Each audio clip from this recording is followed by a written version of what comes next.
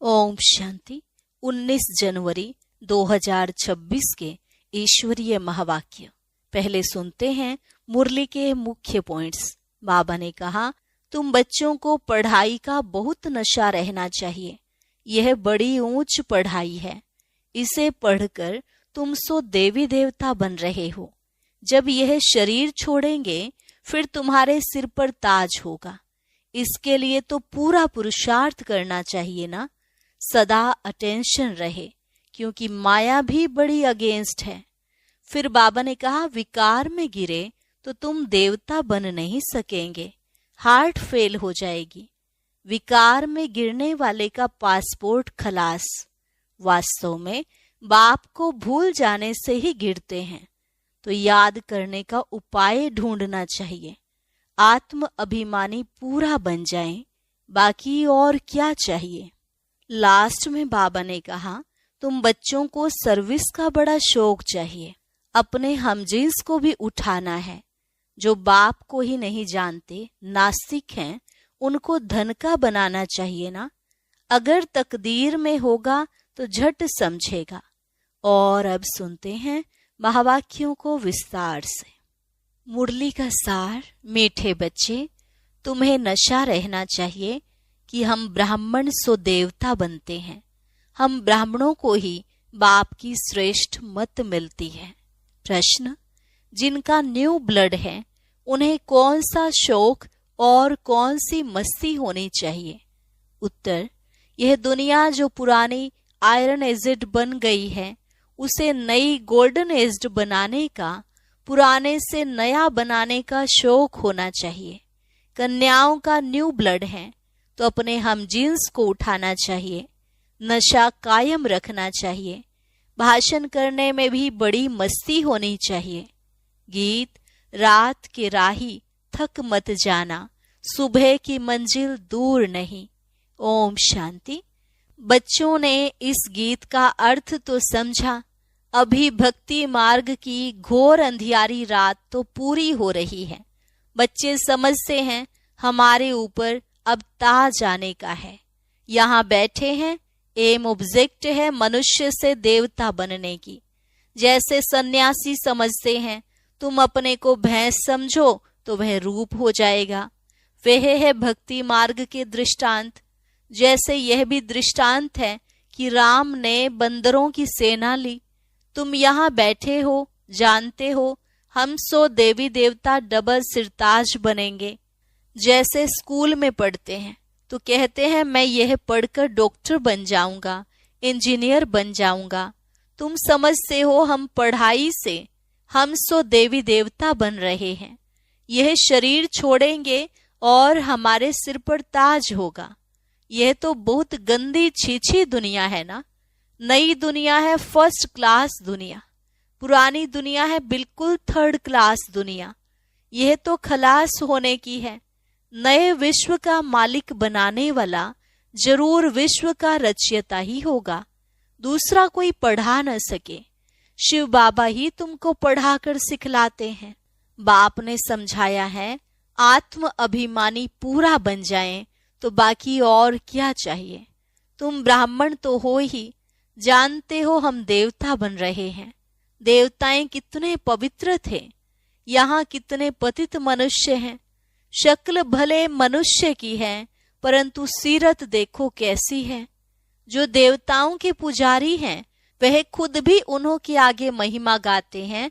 आप सर्व गुण संपन्न, 16 कला संपूर्ण हो, हम विकारी पापी हैं।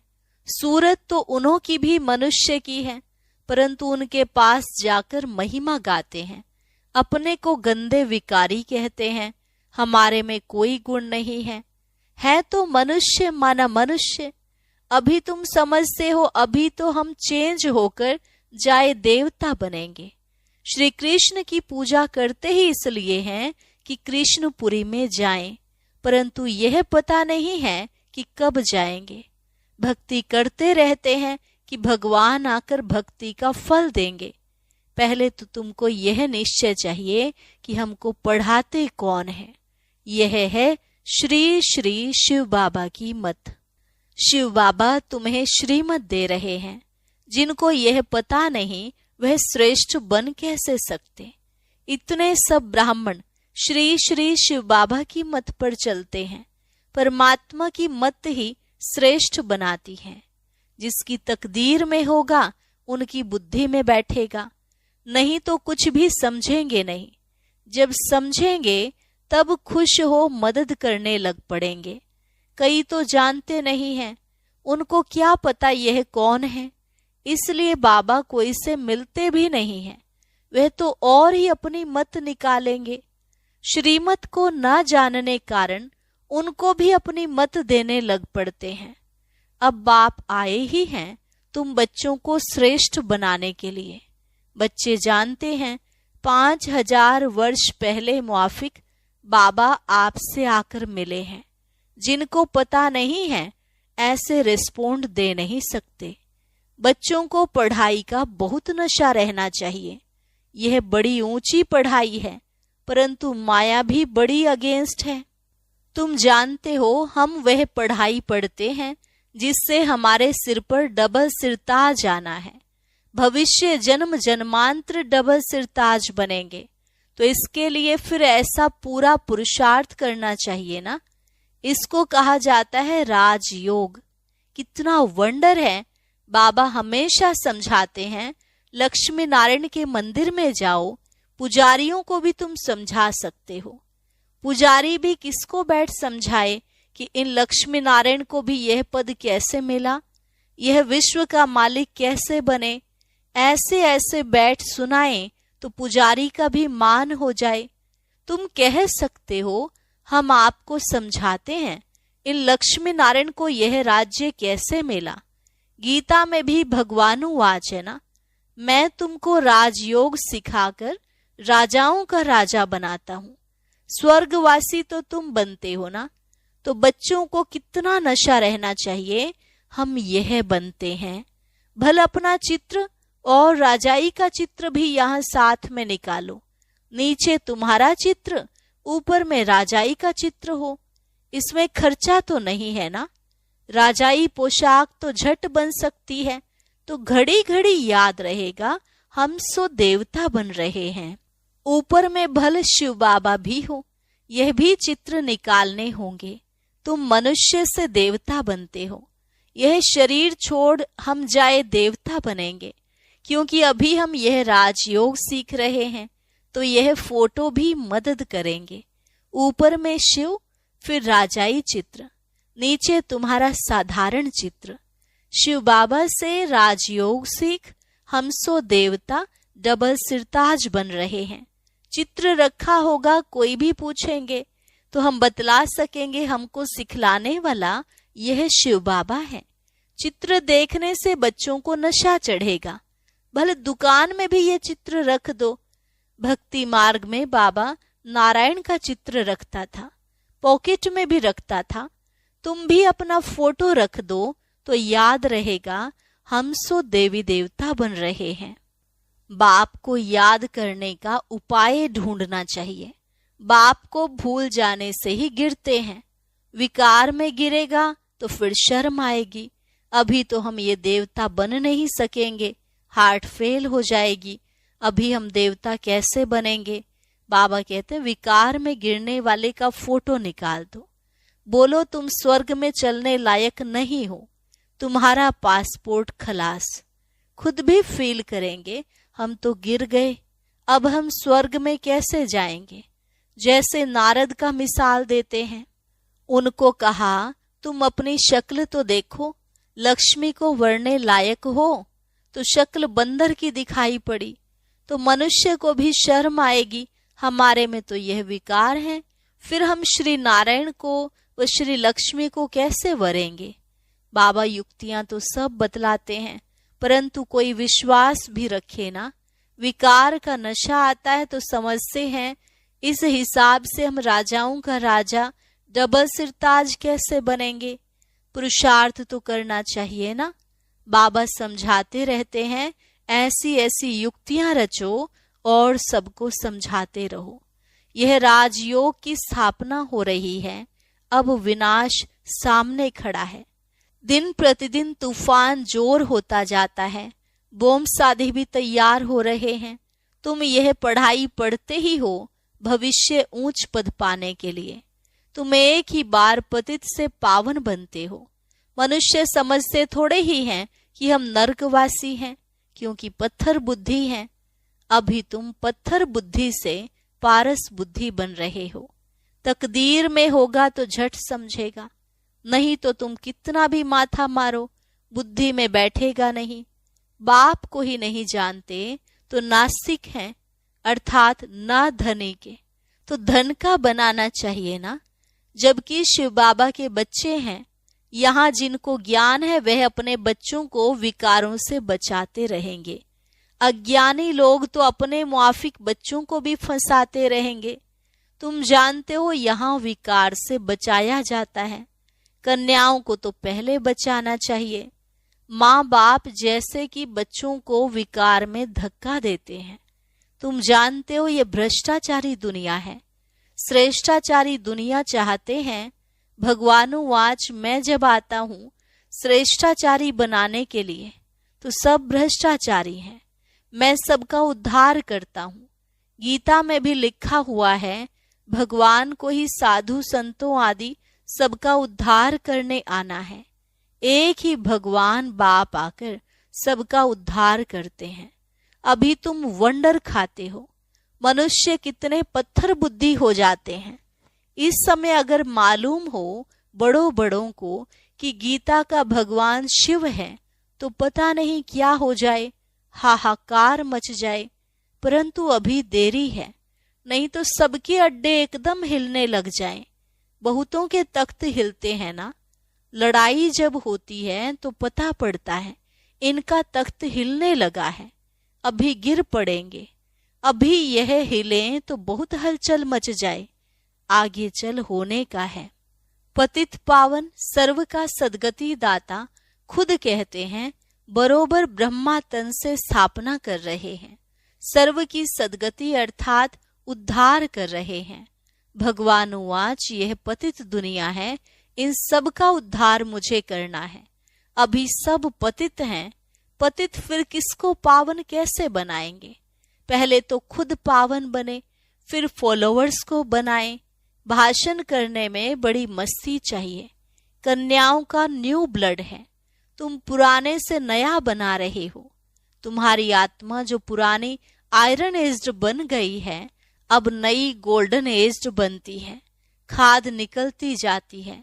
तो बच्चों को बड़ा शौक चाहिए, नशा कायम रखना चाहिए, अपने हमजींस को उठाना चाहिए। गाया भी जाता है गुरु माता। माता गुरु कब होती है सो अभी तुम जानते हो। जगत अम्बा ही फिर राज राजेश्वरी बनती है। फिर वहां कोई गुरु रहता ही नहीं। गुरु का सिलसिला अभी चलता है। माताओं पर बाप आकर ज्ञान अमृत का कलश रखते हैं। शुरू से ऐसे होता है। सेंटर्स के लिए भी कहते हैं ब्रह्मा कुमारी चाहिए। बाबा तो कहते हैं आप पे ही चलाओ। हिम्मत नहीं है, कहते नहीं बाबा टीचर चाहिए। यह भी ठीक है, मान देते हैं। आजकल दुनिया में एक दो को मान भी लंगड़ा देते हैं।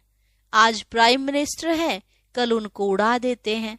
स्थायी सुख किसको मिलता नहीं। इस समय तुम बच्चों को स्थायी राज्य भाग्य मिल रहा है। तुमको बाबा कितने प्रकार से समझाते हैं।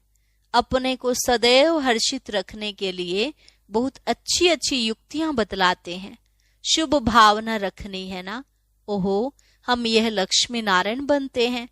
फिर अगर किसकी तकदीर में नहीं है तो तदबीर क्या करें? बाबा तदबीर तो बतलाते हैं ना।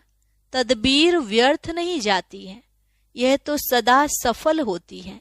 राजधानी स्थापन हो जाएगी। विनाश भी महाभारत लड़ाई द्वारा होना ही है। आगे चल तुम जोर भरो तो ये सब आएंगे। अभी नहीं समझेंगे, फिर तो उन्हों की राजाई ही उड़ जाए। कितने ढेर गुरु लोग हैं। ऐसा कोई मनुष्य नहीं जो किसी गुरु का फॉलोवर ना हो। यहाँ तुम्हें एक सतगुरु मिला है, सदगति देने वाला।